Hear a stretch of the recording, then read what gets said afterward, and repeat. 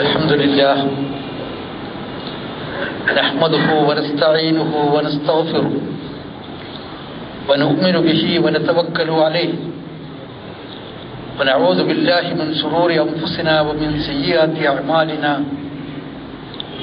من يهده الله فلا مضل له ومن يضلل فلا هادي له وأشهد أن لا إله إلا الله وحده لا شريك له وأشهد أن محمدا عبده ورسوله إمام المتقين وسيد المرسلين قائم الغر المعجلين وصاحب الشفاعة العظمى يوم الدين أرسله الله بشيرا ونذيرا ورحمة للعالمين فبلغ الرسالة وأدى الأمانة ونصح للأمة وجاهد في الله حق جهاده وتركنا على المحجة البيضاء ليلها كنهارها لا يزيغ عنها إلا هالك فجزاه الله عنا خير ما جزى نبيا عن أمتي وصلوات الله وسلامه عليه وعلى آله وصحابته ومن اهتدى بهديه واستمسك بسنته إلى أن يرث الله الأرض ومن عليها وهو خير الوارثين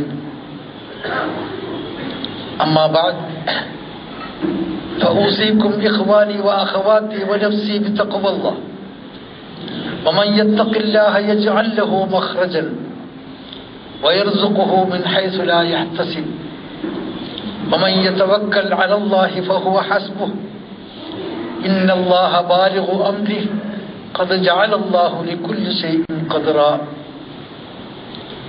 يا أيها الذين آمنوا اتقوا الله وقولوا قولا سديدا يصلح لكم أعمالكم ويغفر لكم ذنوبكم ومن يطع الله ورسوله فقد فاز فوزا عظيما يا أيها الذين آمنوا اتقوا الله ولتنظر نفس ما قدمت لغد واتقوا الله إن الله خبير بما تعملون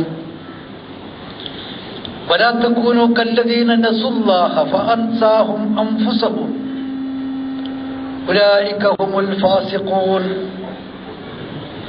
لا يستوي أصحاب النار وأصحاب الجنة أصحاب الجنة هم الفائزون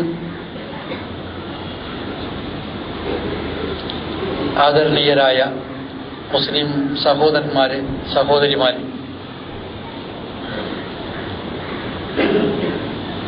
മനുഷ്യാവകാശങ്ങൾ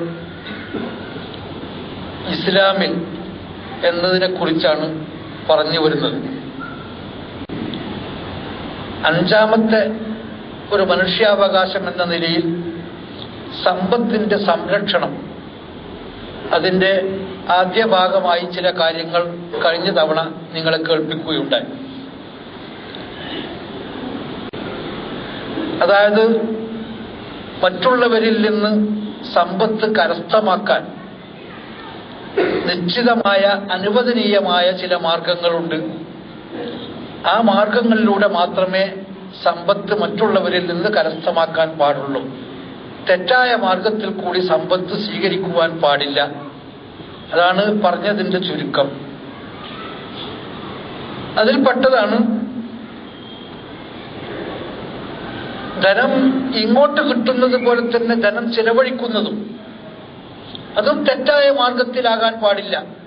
സമ്പത്തിന്റെ സംരക്ഷണമാണ് മനുഷ്യന്റെ അവകാശം. അതുകൊണ്ട് തെറ്റായി അത് ഉണ്ടാക്കാൻ പാടില്ല എന്നതുപോലെ തെറ്റായി അത് ചെലവഴിക്കുവാനും പാടില്ല. ഒന്ന് അതിൽപ്പെട്ടതാണ് ഖുർആൻ എടുത്തു പറയുന്ന ഒരു കാര്യമാണ് തബ്ദീർ എന്ന് പറയുന്നത്. തെറ്റായ ഒരു വിഷയത്തിൽ കാശ് ചെലവഴിക്കുന്നതിനെ കുറിച്ചാണ് തബ്ദീർ എന്ന് പറയുക. എത്ര ചെറിയ സംഖ്യയാണെങ്കിലും, ഒരു 10 പൈസയാണെങ്കിൽ പോലും തെറ്റായ അനുവദനീയമല്ലാത്ത കാര്യത്തിൽ അത് ചെലവഴിക്കുമ്പോൾ തബ്ദീറാണ്. വലാ തുബസ്സിർ തബ്ദീറ ഇന്നൽ മുബസ്സിരീന കാനൂ ഇഖ്വാന ശയാത്തീൻ വകാന ശൈത്താനു ലിറബ്ബിഹി ഗഫൂറ. നീ ദുർവ്യയം ചെയ്യരുത്, തെറ്റായ മാർഗത്തിൽ പണം ചെലവഴിക്കരുത്. അങ്ങനെ ചെലവഴിക്കുന്നവർ പിശാചിന്റെ കൂട്ടുകാരാണ്, സഹോദരങ്ങളാണ്. പിശാച് അള്ളാഹുവിനെ ധിക്കരിച്ചവനാണ്. അതുകൊണ്ട് ധിക്കാരിയായ പിശാചിനെ കൂട്ടുപിടിക്കേണ്ട. ജീവിതത്തിൽ പണം വളരെ അമാനത്താണെന്ന് മനസ്സിലാക്കിക്കൊണ്ട് തീർത്തും അത് ചെലവഴിക്കുന്നത് അനുവദനീയമായ മാർഗത്തിൽ കൂടി തന്നെയാണോ എന്ന് ഉറപ്പുവരുത്തണം എന്നാണ് ഖുർആൻ ഇവിടെ പഠിപ്പിക്കുന്നത്. അതോടൊപ്പം തന്നെ തബ്ദീറിന്റെ കൂടെ ഖുർആൻ പറയുന്ന മറ്റൊന്നാണ് ഇസ്റാഫ് എന്ന് പറയുന്നത്. അത് ചെലവഴിക്കുന്ന മാർഗം അനുവദനീയമാണ്, പക്ഷെ അതിന് ചെലവഴിക്കുന്ന അതിന്റെ അളവ് അനുവദനീയമല്ല. ഇതാണ് ഇസ്റാഫ്. ഒരു കാര്യം ചെലവഴിക്കാം, പക്ഷെ അത് അമിതമാകാൻ പാടില്ല. ഭക്ഷണമാകട്ടെ വസ്ത്രമാകട്ടെ ഇതൊക്കെ മനുഷ്യർക്ക് അനുവദിച്ചതാണ്, പക്ഷെ അത് അമിതമാകാൻ പാടില്ല. തിന്നുന്നതിന് ഒരു കണക്ക് വേണം, ഉടുക്കുന്നതിന് അതുപോലെ തന്നെ അതിലൊക്കെ ഒരു കണക്ക് വേണം. അത് ആർഭാടമായിക്കൊണ്ടോ അനാവശ്യമായിക്കൊണ്ടോ അനുവദനീയമായ കാര്യങ്ങൾ പോലും ചെലവഴിക്കാൻ പാടില്ല. ഇതാണ് ഈ പറഞ്ഞത്. അപ്പൊ ഇത് രണ്ടും രണ്ട് പ്രധാനപ്പെട്ട കാര്യങ്ങളാണ്. നമ്മുടെയൊക്കെ ജീവിതത്തിൽ ധാരാളം വന്നുകൊണ്ടിരിക്കുന്ന കാര്യങ്ങളാണ്. നമ്മുടെ ഒരു അവകാശ ലംഘനമാണ് ഇത് നടത്തുന്നത് എന്ന് നാം മനസ്സിലാക്കണം. സമ്പത്ത് മനുഷ്യന്റെ കയ്യിൽ അള്ളാഹു അനാമത്താക്കി വച്ചിരിക്കുകയാണ്. അതിൽ പലർക്കും അവകാശങ്ങൾ നിശ്ചയിച്ചിരിക്കുന്നു.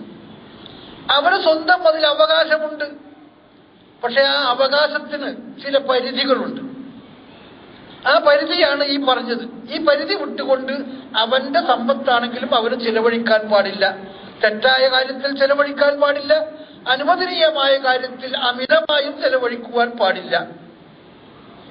അതുപോലെ മനുഷ്യരുടെ സമ്പത്ത് ചിലപ്പോൾ കൈകാര്യം ചെയ്യുവാൻ നാം ഏൽപ്പിക്കപ്പെടും.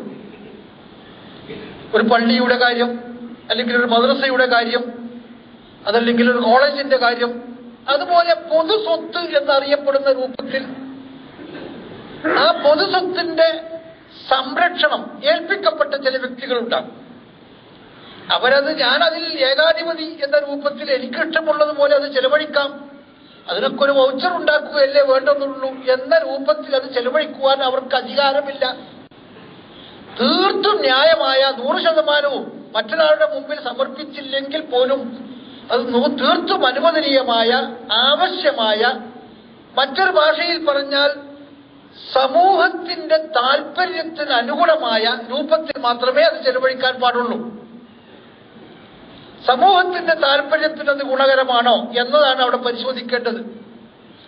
ആ വ്യക്തിയുടെ സൗകര്യമല്ല, അതുകൊണ്ട് അയാൾക്ക് ലഭിക്കുന്ന, അയാളുടെ കുടുംബത്തിന് ലഭിക്കുന്ന മറ്റേതെങ്കിലും തരത്തിലുള്ള ആനുകൂല്യമല്ല. സമൂഹത്തിന്, സമുദായത്തിൻ്റെതാണെങ്കിൽ സമുദായത്തിന്, മറ്റു സമൂഹത്തിൻ്റെതാണെങ്കിൽ സമൂഹത്തിന് അവരുടെ താല്പര്യ സംരക്ഷണത്തിന് വേണ്ടിയാണോ എന്നതാണ് അവിടെ നോക്കേണ്ടത്. അങ്ങനെ നോക്കുമ്പോൾ മാത്രമേ അവൻ അതിലുള്ള ഹക്ക് യഥാർത്ഥത്തിൽ നിർവഹിക്കുന്നുള്ളൂ എന്നാണ് അതിൽ നിന്ന് മനസ്സിലാക്കേണ്ടത്. ഇതുപോലെ തന്നെയാണ് ഗവൺമെന്റിന്റെ ഒരു ഉദ്യോഗസ്ഥൻ, ഗവൺമെന്റിന്റെ സമ്പത്ത്, അത് സർക്കാർ സ്വത്ത്, അത് എങ്ങനെയെങ്കിലും ഒക്കെ ആകാം. കാട്ടിലെ ആന, കാട്ടിലെ എന്താണ് പറയാറുണ്ടല്ലോ, തേവരുടെ ആന, കാട്ടിലെ മരം എന്നൊക്കെ പറഞ്ഞിട്ട് സാധാരണ നമ്മുടെ നാട്ടിൽ പ്രയോഗമുണ്ട്. അതായത് എന്റെ നേരിട്ടുള്ള ഉത്തരവാദിത്വത്തിലോ ഉടമയിലോ അല്ല, അതുകൊണ്ട് എനിക്കതിൽ എന്തും ചെയ്യാം എന്ന് വിചാരിക്കുന്നു. ഇതാണ് മനുഷ്യന്മാരുടെ സാധാരണ സ്വഭാവം. ഉദ്യോഗസ്ഥന്മാരുടെയും മറ്റുമൊക്കെ പലപ്പോഴും സ്വഭാവം ഇവിടെ ഇങ്ങനെയൊക്കെ തന്നെയാണ്. ഉദ്യോഗസ്ഥന്മാരിലൊക്കെ കാണപ്പെടുന്ന ഒരു വിഭാഗത്തെ ഞാൻ അടച്ചാക്ഷേപിക്കുകയല്ല, കാണപ്പെടുന്ന ചില പ്രതിഭാസങ്ങളുണ്ട്. മറ്റുള്ളവർക്ക് എന്തെങ്കിലും ചെയ്തു കൊടുക്കാൻ, ഒരു സേവനം ചെയ്തു കൊടുക്കുന്ന കാര്യത്തിൽ അവർ മഹാലുബ്ധന്മാരാണ്. എങ്ങനെയെങ്കിലും അത് ഇല്ലാതാക്കാൻ, അത് അവർക്ക് കിട്ടാതാക്കാൻ എന്ത് മാർഗമുണ്ട് എന്നാണ് അയാൾ നോക്കുക. എന്നാൽ അവരെ സംബന്ധിച്ചിടത്തോളം അവർ സ്വയം അത് ചെലവഴിക്കുന്നിടത്തോ അത് കൈകാര്യം ചെയ്യുന്നിടത്തോ എത്തുമ്പോൾ അവിടെ അവർക്ക് ഒരു സൂക്ഷ്മതയും ഉണ്ടാവുകയില്ല. സർക്കാർ മുതലല്ലേ, അതിപ്പോ അത്ര നോക്കിക്കൊണ്ട് നടക്കണമോ എന്നാണ് ഉണ്ടാകുന്നത്. ഈ രണ്ട് രീതിയും ശരിയല്ല. ആദ്യത്തേടത്ത് വേണ്ടത് കഴിയുന്നത്ര പാവങ്ങളെ, നാട്ടുകാരെ, ജനങ്ങളെ സേവിക്കുക. അതിനുവേണ്ടിയാണ് ഗവൺമെന്റ് എന്നെ നിശ്ചയിച്ചിരിക്കുന്നത്, അതിനുവേണ്ടിയാണ് ഗവൺമെന്റ് എനിക്ക് ശമ്പളം തരുന്നത് എന്ന് മനസ്സിലാക്കിക്കൊണ്ടാണ് അവിടെ അവർ പ്രവർത്തിക്കേണ്ടത്. മറുഭാഗത്ത് ഞാനൊരു അമാനത്താണ് ഏറ്റെടുത്തിരിക്കുന്നത്, തെറ്റായ മാർഗത്തിൽ കൂടി 5 പൈസയും ഇത് ചെലവഴിക്കുവാൻ എനിക്ക് അധികാരമില്ല, അതെന്റെ ഉത്തരവാദിത്വ നിർവഹണത്തിൽ വരുത്തുന്ന കൃത്യവിലോപമാകും എന്നൊക്കെ മനസ്സിലാക്കിക്കൊണ്ടാണ് അവിടെയും അവർ ചിലവഴിക്കേണ്ടത്. അതാണ് അതിന്റെ മാതൃകകളൊക്കെ നമുക്ക് ധാരാളം ഇസ്ലാമിക ചരിത്രത്തിൽ, ഉമർ ഖത്താബ് റളിയല്ലാഹു അൻഹുവിന്റെ ഒക്കെ ചരിത്രത്തിൽ നമുക്ക് കാണാൻ കഴിയും. എത്ര സൂക്ഷ്മതയോടുകൂടിയാണ് ബൈത്തുൽ മാലൊക്കെ അദ്ദേഹം കൈകാര്യം ചെയ്തിരുന്നത്. ജനങ്ങൾക്ക് ക്ഷാമം വന്നിരിക്കുന്നു, അവർക്ക് നെയ്യും മറ്റുമൊക്കെ കിട്ടാൻ പ്രയാസമുണ്ട്. അപ്പോൾ ഖലീഫ തീരുമാനിക്കുകയാണ്, ജനങ്ങൾക്കൊക്കെ അത് സുഭിക്ഷമായി സുലഭമായി ലഭിക്കുന്നത് വരെ ഞാൻ നെയ്യ് ഉപയോഗിക്കുന്നില്ല. ശരി, അങ്ങനെ അദ്ദേഹം തീർത്തും വരണ്ട ചില ഭക്ഷണ സാധനങ്ങൾ മാത്രം കഴിച്ച് അദ്ദേഹത്തിന്റെ ശരീരമൊക്കെ ഉണങ്ങിപ്പോയിരുന്നു എന്ന് പറയപ്പെടുന്നു. അത്രത്തോളം സൂക്ഷ്മതയാണ് ആ കാര്യത്തിൽ അദ്ദേഹം പാലിച്ചിരുന്നത്. അതുപോലെ ഉദ്യോഗസ്ഥന്മാർ, അവരെ അദ്ദേഹം കണിശമായി വിചാരണ നടത്തിയിരുന്നു. ഒരാൾ കൊണ്ടുവന്നിട്ട് സാധനങ്ങൾ നികുതി പിരിച്ചു കൊണ്ടുവന്നിരിക്കുകയാണ്. എന്നിട്ടിതാ ഇത് നിങ്ങൾക്ക് ഗവൺമെന്റിന്, ഇത് എനിക്ക് ഹദിയായിട്ട് തന്നതാണ് എന്ന് പറഞ്ഞിട്ട് വേറെ സാധനം വെച്ചപ്പോ നബി സല്ലല്ലാഹു അലൈഹി വസല്ലം തിരുമേനിയുടെ കാലത്താണ് തിരുമേനി പറഞ്ഞത്, നിനക്ക് നിന്റെ വീട്ടിൽ പോയി ഇരുന്ന് നോക്കാമായിരുന്നില്ല, ആരെങ്കിലും വല്ല ഹദിയ കൊണ്ടുവന്ന് തരുന്നുണ്ടോ എന്ന്. ഈ ഹദിയ കൊടുത്തത് എന്തിനാണ്? ഇവനിൽ നിന്നിൽ ചില ആനുകൂല്യങ്ങൾ കിട്ടുന്നതിന് വേണ്ടി കൊടുത്ത കൈക്കൂലിയാണത്. അതുകൊണ്ട് ഇതെനിക്ക് ഹദിയ തന്നതാണ് എന്ന് പറഞ്ഞുകൊണ്ടൊന്നും ഒരു ഉദ്യോഗസ്ഥനും ഒരു ഹദിയും സ്വീകരിക്കാൻ പാടില്ല. ആ ഹദിയകളൊക്കെ എന്തോ താല്പര്യത്തിന് വേണ്ടി തന്നതാണ് എന്ന് മനസ്സിലാക്കണം. ആ താല്പര്യം അവിഹിതമാണ്, അതുകൊണ്ട് അത് കൈക്കൂലിയാണ്. ആ മാർഗമൊന്നും സമ്പത്ത് സ്വീകരിക്കാവുന്നതല്ല. എന്നാൽ ഇവിടെ മറ്റൊരു പ്രശ്നം, ജനങ്ങൾക്ക് വളരെ പ്രയാസങ്ങൾ ഉണ്ടായിരിക്കുന്നു. ഈ പ്രയാസമുണ്ടാകുമ്പോൾ അപ്പോ അദ്ദറൂറാത്തു തുബീഹുൽ മഹ്ദൂറാത്ത്, നിഷിദ്ധമായ കാര്യങ്ങൾ ചിലപ്പോൾ അനുവദനീയമാകും, അടിയന്തരമായ ആവശ്യങ്ങൾ അതിനെ അനുവദനീയമാക്കും എന്നൊക്കെ നമ്മുടെ ഫുഖഹാക്കളും നബി തിരുമേനി സല്ലല്ലാഹു അലൈഹി വസല്ലം ഒക്കെ പഠിപ്പിച്ചിട്ടുണ്ട്. അതിന്റെ അടിസ്ഥാനത്തിൽ ഒരുത്തന് വിശക്കുന്നു, അടുത്ത ഏതെങ്കിലും സ്ഥലത്ത് കയറിയിട്ട് അവൻ ആഹാരം എടുത്ത് മറ്റുള്ള അവരുടെ അനുവാദം ചോദിക്കാതെ എടുത്ത് തിന്നാൻ പറ്റുമോ?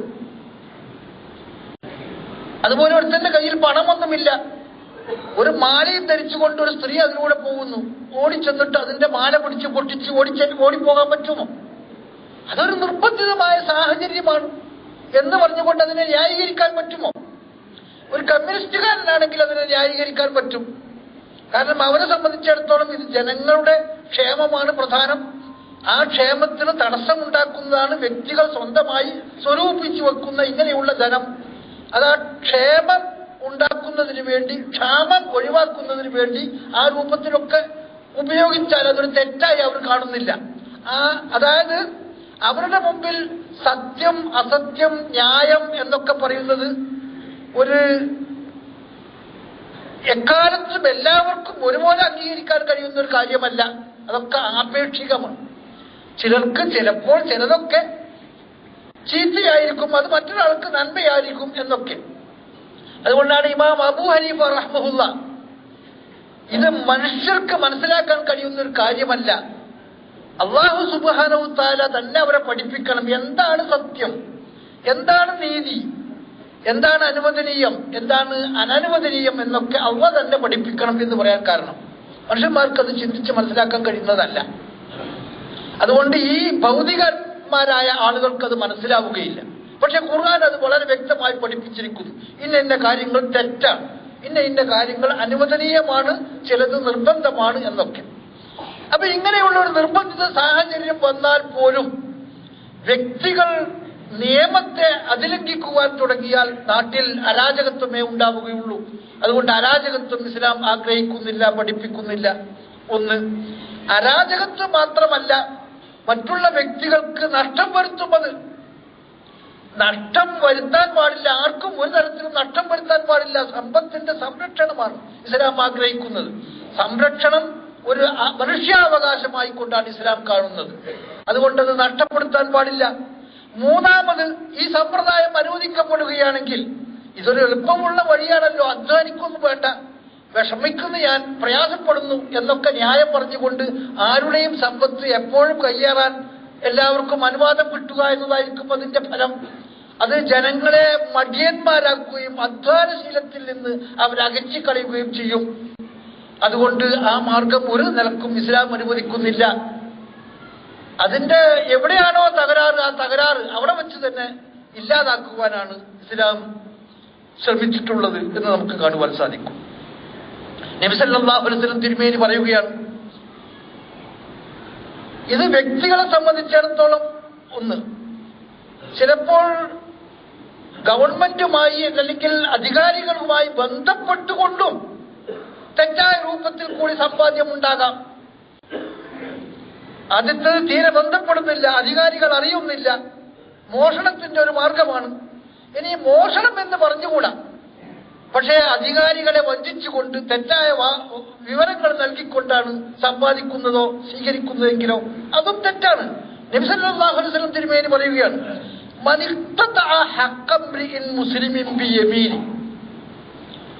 ഒരു കള്ളസത്യം ചെയ്തുകൊണ്ട് ഒരുത്തൻ ഒരു മുസ്ലിമിന്റെ ധനം സ്വയം കൈക്കലാക്കുകയാണെങ്കിൽ ഫഖദ്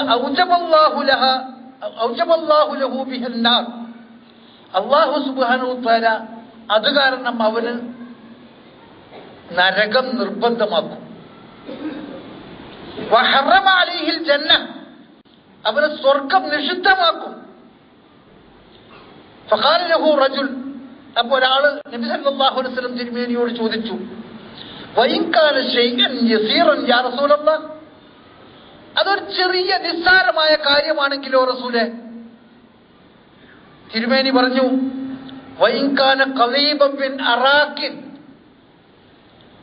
അതൊരു അറാഖ്, പല്ല് തേക്കാൻ ഉപയോഗിക്കുന്ന ചെറിയ കൊള്ളി, ആ ഒരു കൊള്ളിയാണെങ്കിലും അള്ളാഹു അവന് ഈ രൂപത്തിലുള്ള ശിക്ഷയൊക്കെ നൽകും എന്നാണ്. സ്വർഗം അവന് ഹറാമാക്കും, നരകം അവന് നിർബന്ധമാക്കുമെന്ന്. ഇവിടെ ഒരു മുസ്ലിമിന്റെ ധനം തെറ്റായി സമ്പാദിക്കുമ്പോൾ, തെറ്റായി അവൻ വാങ്ങാൻ ശ്രമിക്കുമ്പോൾ, അധികാരികളുടെ അടുത്ത് പോയിട്ട് തെറ്റായി വാങ്ങാൻ ശ്രമിക്കുമ്പോൾ എന്ന് പറഞ്ഞിരിക്കുന്നു. അപ്പൊ മുസ്ലിം അല്ലെങ്കിലോ, മുസ്ലിം അല്ലാത്തവരുടെ ധനം അനുവദനീയമാണ് എന്ന ഒരു ധ്വനിയുണ്ടല്ലോ ഇതിൽ. അതാണോ ശരി? അല്ല. നമ്മുടെ മുഹദ്ദിസീകളൊക്കെ പറയുന്നത് അതല്ല. അത് നബി സല്ലല്ലാഹു അലൈഹി വസല്ലം തിരുമേനിയുടെ മുമ്പിലുണ്ടായിരുന്ന ജനങ്ങൾ വലിയ ഒരു പക്ഷം, പ്രത്യേകിച്ചും ഇങ്ങനെയുള്ള ഉപദേശങ്ങളൊക്കെ കേൾക്കുന്നത് കൊടുക്കുന്നത് പള്ളിയിൽ വെച്ചാകുമ്പോൾ അവിടെ മുസ്ലിങ്ങളാണ് സന്നിഹിതരായിട്ടുള്ളത് എന്നതുകൊണ്ട് മാത്രം മുസ്ലിം എന്ന് പറഞ്ഞതാണ്. എല്ലാ മനുഷ്യർക്കും ഇത് ബാധകമാണ്. ആരുടെ ധനവും തെറ്റായി സമ്പാദിക്കുവാൻ പാടില്ല, കൈവശപ്പെടുത്തുവാൻ പാടില്ല. ഇഖ്തത എന്ന് പറയുന്നത് ഗവൺമെന്റിന് അപ്ലിക്കേഷൻ കൊടുത്ത് അതുപോലെ അവരിൽ നിന്നിട്ട് സ്വന്തമായിട്ട് അവന്റെ പേരിൽ അത് രജിസ്റ്റർ ചെയ്യുവാനൊക്കെ ഉള്ള ഏർപ്പാട് ചെയ്യുന്നതിനാ പറയാം. അങ്ങനെ ചെയ്യാൻ പാടില്ല. ഇത് പല രൂപത്തിലും നബി സല്ലല്ലാഹു അലൈഹി വസല്ലം തിരുമേനി പഠിപ്പിച്ചിരിക്കുന്നു. ഒരു കോടതിക്ക് അതിന്റെ മുമ്പിൽ വരുന്ന, അവിടെ നടക്കുന്ന വാദവും പ്രതിവാദവും ഒക്കെ അനുസരിച്ച് മാത്രമേ വിധി കൽപ്പിക്കാൻ കഴിയൂ. നമ്മുടെ നാട്ടിലൊക്കെ ആണെങ്കിൽ അവിടെ വക്കീൽമാർ എങ്ങനെയാണോ ആ വിഷയം അവതരിപ്പിക്കുന്നത്, നിയമത്തിന്റെ അനുപറ്റിക്കൊണ്ട് ഏത് രൂപത്തിൽ വക്കീൽ അത് അവതരിപ്പിക്കുന്നുവോ അതിനനുസരിച്ചായിരിക്കും വിധി കൽപ്പിക്കുക. പല കള്ളക്കേസുകളും ഈ രൂപത്തിൽ മനുഷ്യന്മാർ നടത്താറുണ്ട് എന്നല്ല, കോടതികളിൽ വരുന്ന കേസുകളിൽ സിംഹഭാഗവും ഈ രൂപത്തിൽ കള്ളക്കേസുകളാണ്. സത്യസന്ധമായുള്ള കേസുകളല്ല, നിങ്ങൾക്ക് എല്ലാവർക്കും അറിയാവുന്നതാണ്. അങ്ങനെ കോടതി എനിക്ക് തെറ്റായ രൂപത്തിൽ വിവരം നൽകി മറ്റുള്ളവരെ അടിച്ചു തകർത്തിയിട്ട് എനിക്കത് വിധിച്ചു കിട്ടി എന്ന് വെക്കുക, എനിക്കത് അനുവദനീയമാവുകയില്ല. അതാണ് നബി സല്ലല്ലാഹു അലൈഹി വസല്ലം തിരുമേനി പറയുന്നത്.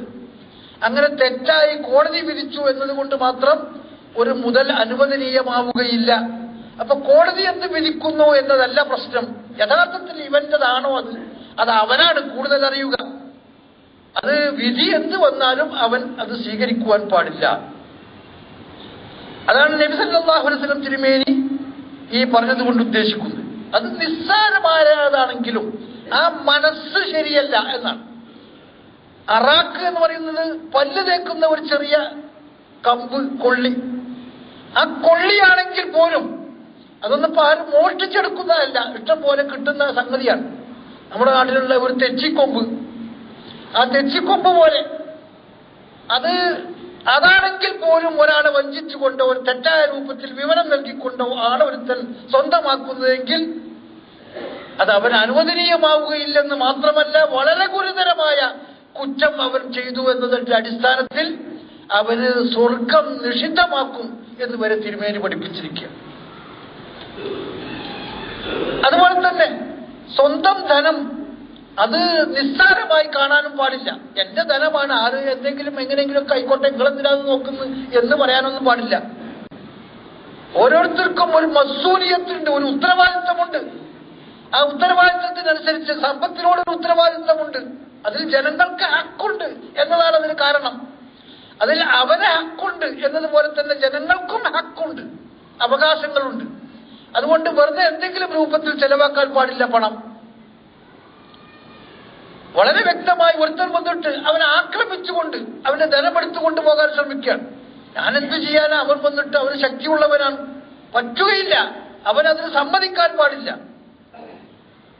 മൻ ഖുത്തില ദൂന മാലിഹി ഫഹുവ ഷഹീദ് എന്നാണ് നബി സല്ലല്ലാഹു അലൈഹി വസല്ലം തിരുമേനി പറയുന്നത്. ഒരുത്തൻ തന്റെ ധനത്തിന്റെ സംരക്ഷണത്തിന് വേണ്ടി മരിക്കുകയാണെങ്കിൽ അവൻ രക്തസാക്ഷിയാണ്, ഷഹീദാണ് അവൻ എന്നാണ്. ഒരു ഹദീസിൽ നബി സല്ലല്ലാഹു അലൈഹി വസല്ലം തിരുമേനി ഇത് വളരെ വ്യക്തമായി പഠിപ്പിക്കുന്നു. ഒരാൾ വന്ന് നബി തിരുമേനിയോട് ചോദിക്കുകയാണ്, അറായിത്ത ഇൻ ജാഅ റജുലുൻ യുരീദു അഖ്ദ മാലി. അല്ലാഹുവിന്റെ റസൂലെ, ഒരാൾ വന്നിട്ട് എന്റെ ധനം എടുത്തു കൊണ്ടുപോകാൻ വേണ്ടി ശ്രമിക്കുകയാണെങ്കിലോ എന്താണ് അങ്ങ് പറയുന്നത്?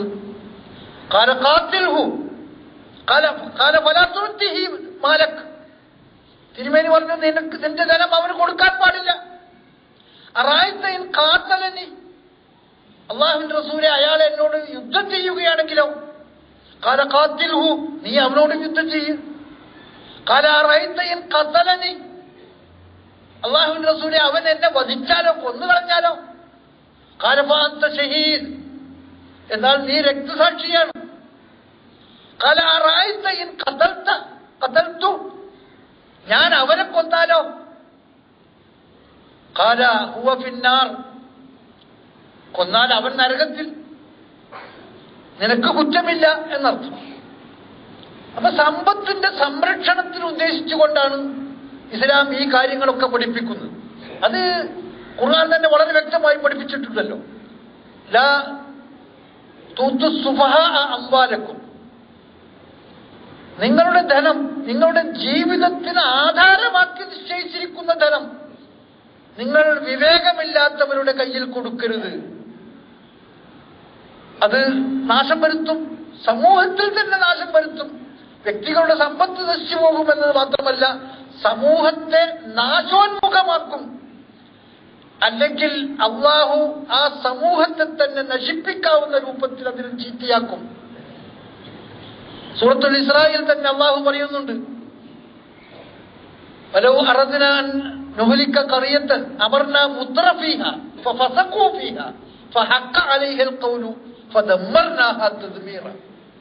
ഒരു നാട്ടിന്റെ നാശത്തിന് കാരണമാണ് പണക്കാർ അവരുടെ പണം മിതമായ രൂപത്തിൽ ആവശ്യങ്ങൾക്ക് വേണ്ടി ചിലവഴിക്കുന്നതിന് പകരം ആർഭാടങ്ങളിൽ കണ്ടമാനം ചിലവഴിക്കുന്ന, ദൂർത്തടിക്കുന്ന ഒരവസ്ഥ വരികയാണെങ്കിൽ അത് ആ നാട്ടിന്റെ നാശത്തിന് തന്നെ കാരണമാകും. അതിന്റെ തുടക്കമാണത് എന്ന് ഖുർആൻ പഠിപ്പിക്കുകയാണ്. അപ്പൊ സമ്പത്ത് അത് സൂക്ഷിക്കപ്പെടേണ്ട, ആവശ്യങ്ങൾക്ക് വേണ്ടി മാത്രം വിനിയോഗിക്കേണ്ട, മറ്റു പലർക്കും അവകാശങ്ങളുള്ള ഒന്നാണ് എന്ന രൂപത്തിലാണ് അതിനോട് പെരുമാറേണ്ടത്. ആ അവകാശങ്ങൾ കൊടുക്കുന്നില്ലെങ്കിലോ അതും വലിയ അബദ്ധമാണ്. സക്കാത്ത് ഇതിന്റെ ചില അവകാശങ്ങളിൽപ്പെട്ട ഒരു അവകാശമാണ്. പക്ഷെ ഒരുത്തൻ സക്കാത്ത് കൊടുത്തു, കൃത്യമായി സക്കാത്ത് കൊടുത്തു, നാട്ടിൽ പ്രയാസങ്ങളും വിഷമങ്ങളും നീങ്ങിയിട്ടില്ല എങ്കിൽ അവന്റെ സ്വത്തിൽ വീണ്ടും അവർക്ക് അവകാശങ്ങളുണ്ട്, അവന് ബാധ്യതകളുണ്ട്, അവർക്ക് അവകാശങ്ങളുമുണ്ട്. ഇന്ന ഫിൽ മാലി ഹഖ്ഖുൻ സിവ സക്കാത്ത്, സമ്പത്തിൽ സക്കാത്തിന് പുറമെയും ചില ബാധ്യതകളുണ്ട് എന്നാണ്. അപ്പൊ സമ്പത്ത് ഞാൻ സക്കാത്ത് കൊടുത്തു എന്ന് പറഞ്ഞിട്ട് കാര്യമില്ല. നാട്ടിലെ സാമൂഹിക സുരക്ഷിതത്വമാണ് ഉറപ്പുവരുത്തേണ്ടത്. തകാഫുലുൽ ഇജ്തിമാഇ എന്ന് പറയും, സാമൂഹിക സുരക്ഷിതത്വം. അതാണ് ഇസ്ലാം ലക്ഷ്യം വെക്കുന്നത്. സമ്പത്ത് സമൂഹത്തിന്റെ സുരക്ഷിതത്വത്തിന് പറ്റുന്ന രൂപത്തിലാണ് വിനിയോഗിക്കപ്പെടേണ്ടത്. സക്കാത്ത് കൊടുത്തു, അതിനുശേഷവും സമൂഹത്തിൽ ദാരിദ്ര്യമുണ്ടെങ്കിൽ വീണ്ടും പല ടാക്സുകളോ ചുമത്തിയിട്ടോ അല്ലെങ്കിൽ മറ്റു രൂപത്തിൽ കൂടിയോ അവർ കാശ് ചെലവഴിക്കേണ്ടി വരും. ഇത്തരം സന്ദർഭങ്ങളെ കുറിച്ച് ഖുർആൻ വലിയ പ്രേരണ കൽപ്പിക്കുന്നു, നൽകുന്നു. സമ്പത്ത് സക്കാത്തൊക്കെ കൊടുത്തിരിക്കുന്നു. ആ സക്കാത്ത് കൊടുത്തതിനെ കുറിച്ചല്ല ഖുർആൻ പറയുന്നത്. ഖുർആൻ പറയുകയാണ്,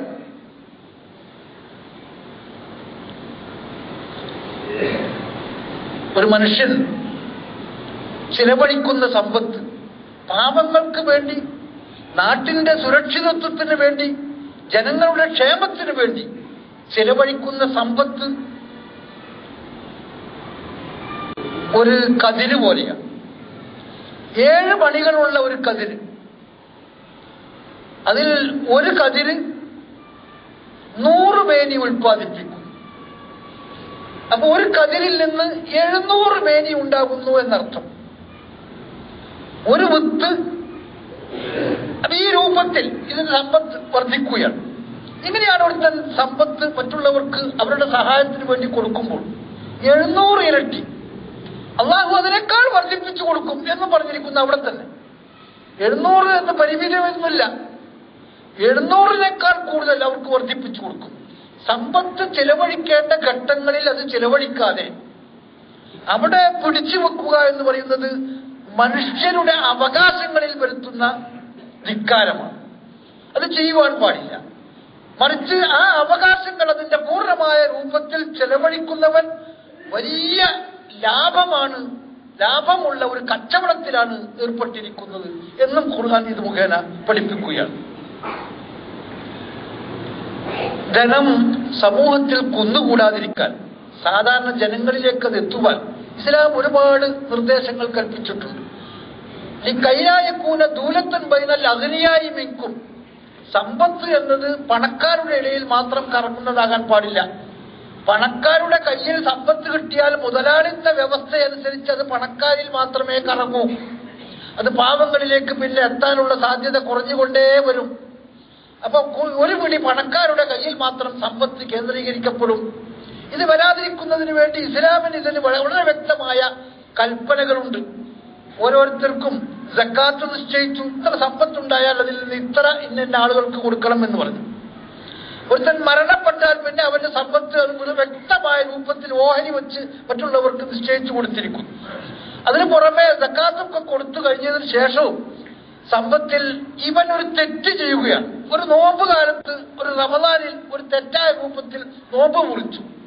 അതിന് അവന് നിശ്ചയിച്ചു കൊടുത്തിരിക്കുന്ന ഒരു പ്രതിവിധി ഈ രൂപത്തിൽ മറ്റുള്ളവരെ സഹായിക്കുന്നതിന് വേണ്ടിയാണ്. ഒരുപാട് വിഹാർ നടത്തിയാൽ അങ്ങനെ പല കുറ്റങ്ങളുടെയും പരിഹാരമായിക്കൊണ്ട് ഖുർആൻ നിർദ്ദേശിക്കുന്നത് പാവങ്ങൾക്ക് അന്നം കൊടുക്കുക, പാവങ്ങൾക്ക് സമ്പത്ത് കൊടുക്കുക എന്നൊക്കെ. സമ്പത്ത് ഇങ്ങനെ ജനങ്ങളിലേക്ക് വരാൻ വേണ്ടി. അതിനു പുറമെ പാവപ്പെട്ടവരോട്, സാധാരണക്കാരോട്, അവശന്മാരോട്, ഹീനന്മാരോട്, ഇവരോടൊക്കെ പ്രത്യേകമായ ബാധ്യതകൾ തന്നെ നിശ്ചയിച്ചതിന് ശേഷം ആണ് ഖുർആൻ പറയുന്നത് ലികൈലായകൂന ദൂലത്തൻ ബൈനൽ അഗ്നിയായി മിൻകും. സമ്പത്ത് നിങ്ങളുടെ സമ്പന്നന്മാരിൽ മാത്രം കറങ്ങുന്നതാകാതിരിക്കുന്നതിന് വേണ്ടിയാണ് പാവങ്ങളായ, സാധാരണക്കാരായ, വിഷമിക്കുന്ന ആളുകൾക്ക് ഇങ്ങനെ അവകാശങ്ങൾ നിശ്ചയിച്ചിരിക്കുന്നത്. അപ്പൊ പാവങ്ങളോടുള്ള ബാധ്യതകൾ തീർത്താൽ തീരുകയില്ല. പാവങ്ങൾ ഇല്ലാതാകുന്നത് വരെ ബാധ്യതകൾ ഇല്ലാതാവുകയില്ല. ഇതാണ് ഖുർആൻ പഠിപ്പിക്കുന്നത്. ഇങ്ങനെ സമ്പത്ത് സംബന്ധിച്ച് വളരെ വ്യക്തമായ നിർദ്ദേശങ്ങൾ പരിശുദ്ധ ഖുർആൻ നമുക്ക് പഠിപ്പിക്കുന്നതായി കാണുവാൻ സാധിക്കും. ഇതാണ് യഥാർത്ഥത്തിൽ സമ്പത്തിലുള്ള ജനങ്ങളുടെ അവകാശം. സമ്പത്ത് സംരക്ഷിക്കണം, സമ്പത്ത് തെറ്റായ മാർഗത്തിൽ കൂടി സ്വീകരിക്കാൻ പാടില്ല. നബി സല്ലല്ലാഹു അലൈഹി വസല്ലം തിരുമേനി പറഞ്ഞല്ലോ, ലാ യസൂലു ഖദമ അബ്ദിൻ, മറ്റു ചില റിപ്പോർട്ടിൽ ലാ യസൂലു ഖദമു ബിനി ആദം യൗമൽ ഖിയാമ ഹത്താ യുസ്അല അൻ ഖംസിൻ എന്ന് പറഞ്ഞുകൊണ്ട് വന്നിരിക്കുന്നു. അൻ വിഷയങ്ങൾ പറഞ്ഞുകൊണ്ട്, അൻ ഉംരിഹി, അവന്റെ ജീവിതത്തെക്കുറിച്ച് ചോദിക്കും. ഫീമാ അഫ്ന, എന്തിനാണ് നിന്റെ ജീവിതം നീ കഴിച്ചു കൂട്ടിയത്? നിന്റെ ജീവനുള്ള സന്ദർഭം നീ എന്തിനു വേണ്ടി എങ്ങനെ ചെലവഴിച്ചു? വഅൻ ശബാബിഹി ഫീമാ അഫ്ന, അവന്റെ യൗവനം അതെന്തിനാണ് നീ നശിപ്പിച്ചത്? നന്മയിലാണോ? വഅൻ മാലിഹി മിൻ ഐന ഇക്തസബഹു വഫീമാ അൻഫഖ, സമ്പത്തിനെ കുറിച്ച് എവിടെ നിന്നാണ് നിനക്കത് കിട്ടിയത്? എന്തിനാണ് നീ അത് ചെലവഴിച്ചത്?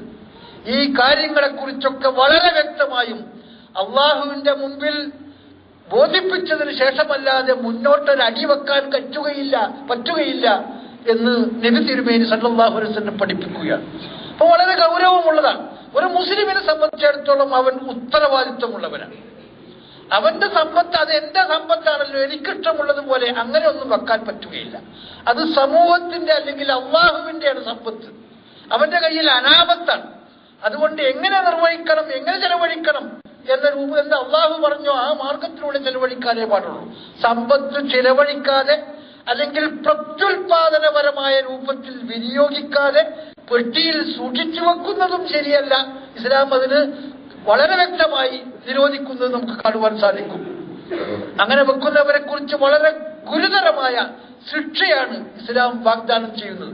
അല്ലദീന യക്നിസൂന അൽ-ദഹബ വൽ-ഫിദ്ദ വലാ യുൻഫിഖൂനഹാ ഫീ സബീലില്ലാഹ് ഫബശ്ശിർഹും ബിഅദാബിൻ അലീം. വേദനാജനകമായ ശിക്ഷയുണ്ട്.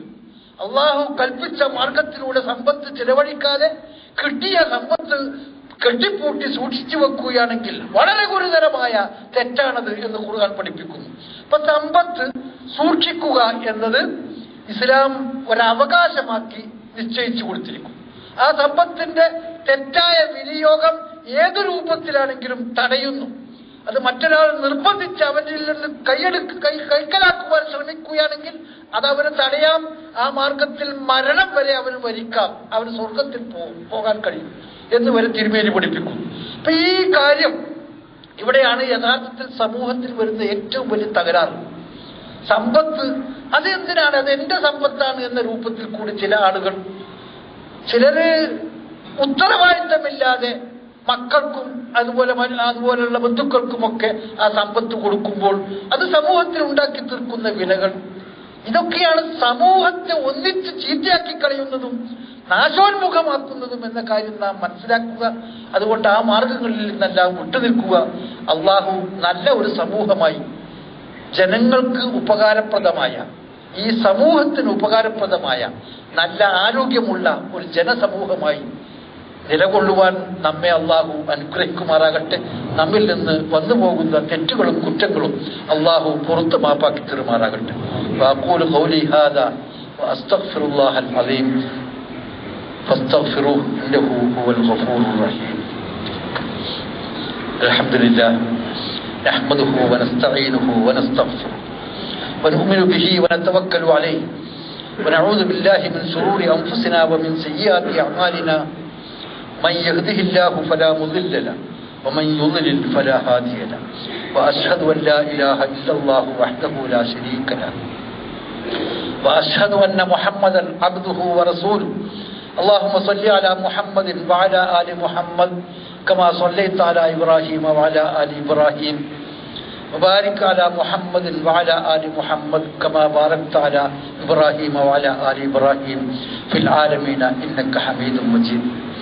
أما بعد فإن خير الحديث كتاب الله وخير الهدي هدي محمد صلى الله عليه وسلم وشر الأمور محدثاتها وكل بدعة ضلالة.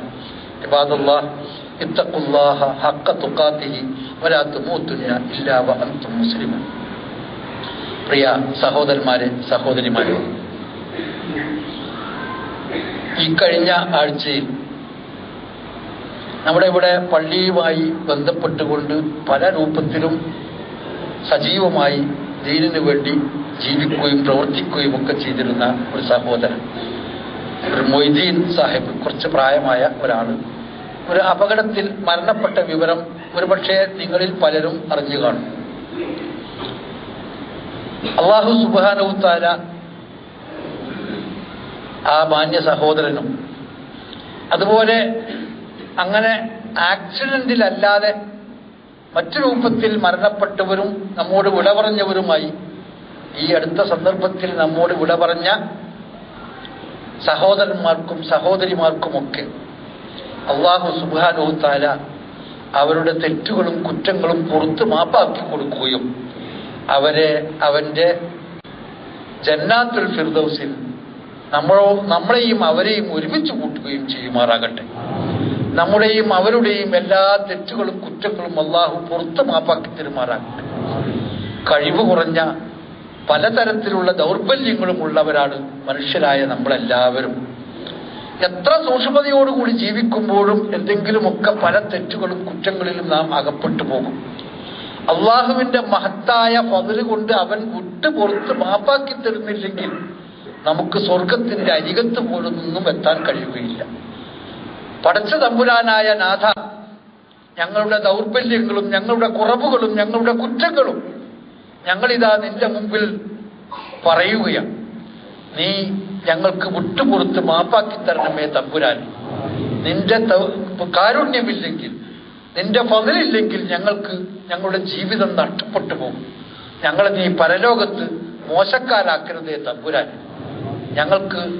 ഞങ്ങൾക്കും ഞങ്ങളോട് വിട പറഞ്ഞ ഞങ്ങളുടെ ഈ സഹോദരങ്ങൾക്കുമൊക്കെ നീ വിട്ടുപുറത്ത് അവരുടെ തെറ്റുകളും കുറ്റങ്ങളും പുറത്തു കൊടുക്കുകയും ഞങ്ങളെ എല്ലാവരെയും നിന്റെ സ്വർഗത്തിൽ ഒരുമിച്ച് കൂട്ടുകയും ചെയ്യുമാറാകണേ തമ്പുരാൻ. ഇതുപോലെ നമ്മുടെ അടുത്ത പ്രദേശമായ കോങ്ങാട് 2-3 ഇസ്ലാമിക പ്രവർത്തകരായ ചെറുപ്പക്കാരെ, കുട്ടികളെ ചിലർ വന്ന് വെട്ടുകയും കുത്തുകയും ഒക്കെ ചെയ്തിരിക്കും. അതിൽ 2 പേരുടെ അപകടം, അവർക്ക് പറ്റിയ അപകടം അല്പം മാരകമാണ്. അല്ലാഹു സുബ്ഹാനഹു തആല അള്ളാഹുവിന്റെ ദീനിനു വേണ്ടി ജീവിക്കുമ്പോൾ നമ്മുടെ ഈ നാട്ടിൽ പലതരത്തിലുള്ള വിഷമങ്ങളും ദുരിതങ്ങളും അനുഭവിക്കേണ്ടി വരും. പടച്ച തമ്പുരാനെ, നിന്റെ ദീനിനു വേണ്ടി ജീവിക്കുകയും നിന്റെ കലിമത്ത് ഉയർത്താൻ വേണ്ടി പ്രവർത്തിക്കുകയും ചെയ്യുമ്പോൾ ഇങ്ങനെ നേരിടേണ്ടി വരുന്ന എല്ലാ പ്രയാസങ്ങളും ദുഃഖങ്ങളും ദുരിതങ്ങളും നിന്റെ ഫദ്ല് കൊണ്ട് ഞങ്ങൾക്കെല്ലാവർക്കും നീ ഇല്ലാതാക്കി തരുകയും സംഭവിക്കുന്നതിൽ വളരെ വേഗത്തിൽ അവർക്ക് ശിഫ ഉണ്ടാക്കി കൊടുക്കുകയും ചെയ്യുമാറാകണേ തമ്പുരാൻ. اللهم اغفر للمؤمنين والمؤمنات الأحياء منهم والأموات إنك مجيب الدعوات وقاضي الحاجات. ربنا آتنا في الدنيا حسنة وفي الآخرة حسنة وقنا عذاب النار. اللهم أجرنا من النار، اللهم أجرنا من النار، اللهم أجرنا من النار. اللهم لا تجعل في قلوبنا غلا للذين آمنوا ربنا إنك رؤوف رحيم. اللهم اغفر لنا ولوالدينا وللمؤمنين يوم يقوم الحساب. واقم الصلاة إن الصلاة تنهى عن الفحشاء والمنكر.